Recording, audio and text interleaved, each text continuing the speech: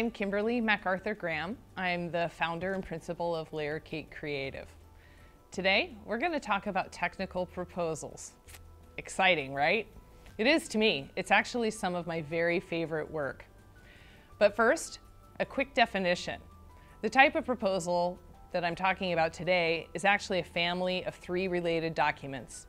They're known formally as a response to a request for either information, which is an RFI, qualifications, which is an RFQ, otherwise known as a quals package, or proposal, which is the RFP.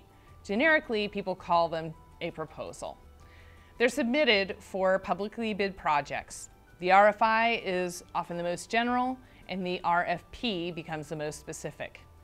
But no matter which one you're submitting on, adhere to the basic marketing rule, which is know your audience, understand their issues and what they care about, and know how to use the vehicle, in this case a technical proposal, to engage them. As a piece of marketing communication, a proposal is actually pretty unusual.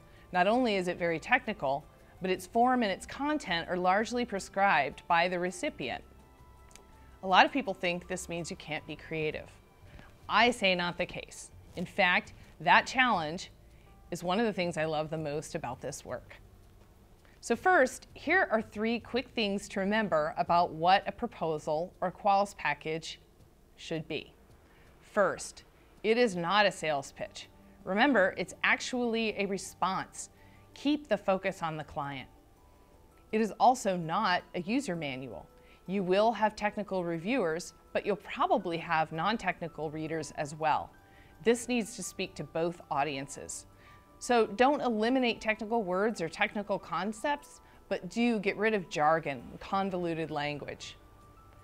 Lastly, answer all of their questions and follow all of their rules. Make sure you comply with every requirement or you will be disqualified.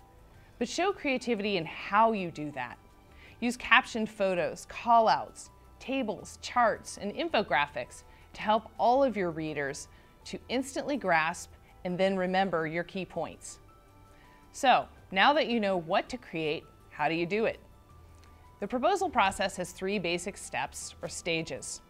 First, before you write a word, you're going to do research. Learn everything possible about the client, the project, and your competition. Then, based on that, develop a strategic approach, key messages, and a storyboard. A storyboard will help you to visualize how the contents of the document will flow. It will also ensure that you don't forget anything.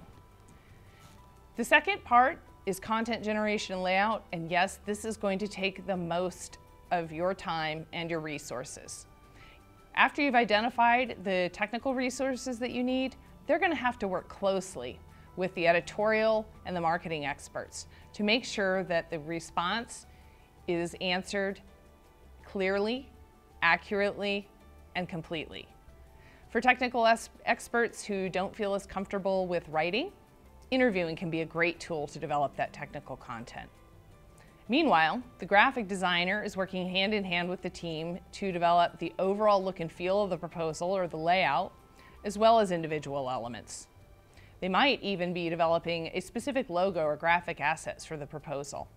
Remember, all text and all visuals must work together to help all the reviewers, technical and non-technical, and including skimmers and skippers, to understand and remember the advantages of working with your team on this project. The final step, after you've generated your content, are reviews and a one-voice edit. And to be fair, reviews should be occurring throughout the proposal process. Have your technical, your marketing, and your executive staff review it for accuracy, completeness, and compliance. Once the proposal is considered final, but before you turn it into your client, have a senior level editor review it for consistency in terminology, style, and tone, so that your team speaks with one voice, even if the proposal has been written by multiple people.